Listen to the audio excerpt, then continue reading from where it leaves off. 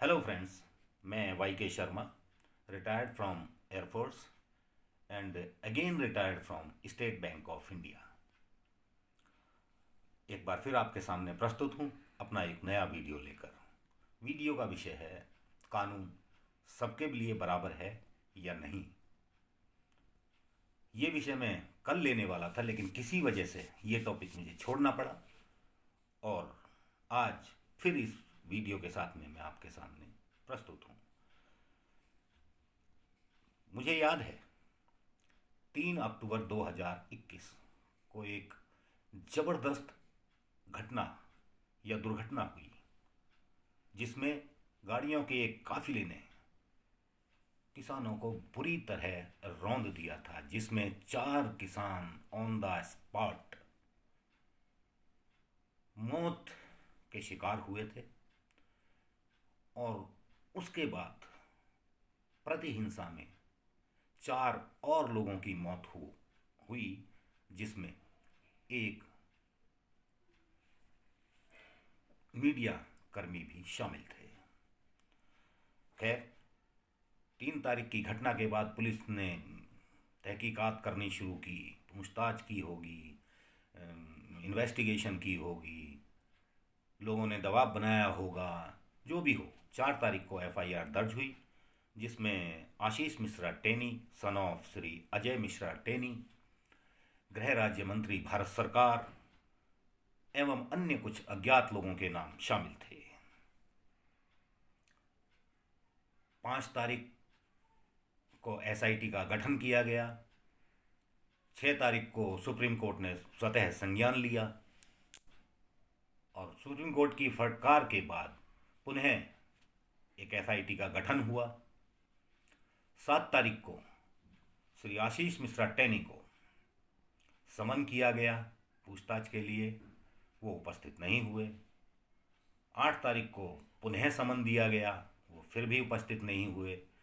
9 तारीख को वो पुलिस के सामने उपस्थित हुए, उनसे पूछताछ हुई और 9 से 11 तक 3 दिन के लिए उन्हें न्यायिक हिरासत में भेज दिया गया। उसके बाद तरह तरह की बातें होती रहीं।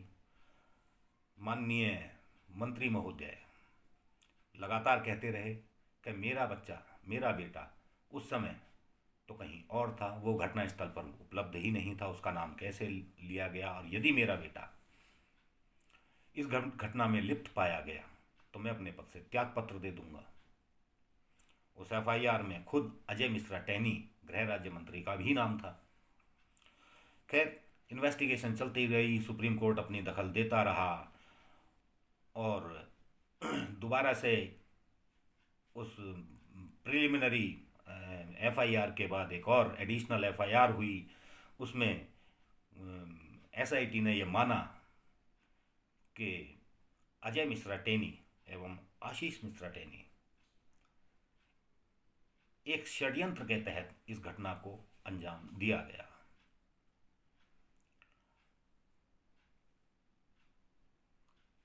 इन्वेस्टिगेशन होती रही, आगे बढ़ती रही, उनको एफआईआर बदलनी भी पड़ी आखिर में। लेकिन मैं ये बता दूं, उससे पहले चंद दिन पहले, 2 या 3 दिन पहले, 3 अक्टूबर से 2 या 3 दिन पहले ही माननीय गृह राज्य मंत्री जी ने किसानों को समझाया था, या मैं यूं कहूं आगाह किया था कि सुधर जाओ, नहीं तो मैं केवल मंत्री नहीं हूं या सांसद नहीं हूं, तुम मेरा इतिहास तलाशोगे तो जान जाओगे मैं क्या था, सुधर जाओ। इस तरह की भाषा का उन्होंने उपयोग किया था और बाद में ये घटना हुई। खैर, अभी कल या परसों 5,000 पन्नों की चार्जशीट दाखिल एसआईटी ने की,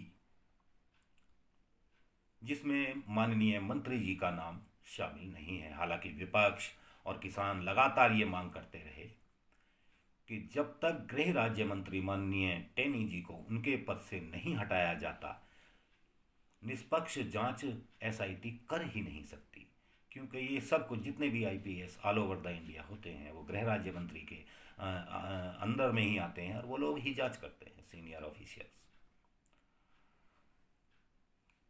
तो क्या ऐसा है कि गृह राज्य मंत्री का नाम इस चार्जशीट से हटाया जाना मेरे विषय को, जो मैंने शुरू में चुना कि कानून सबके लिए बराबर है या नहीं,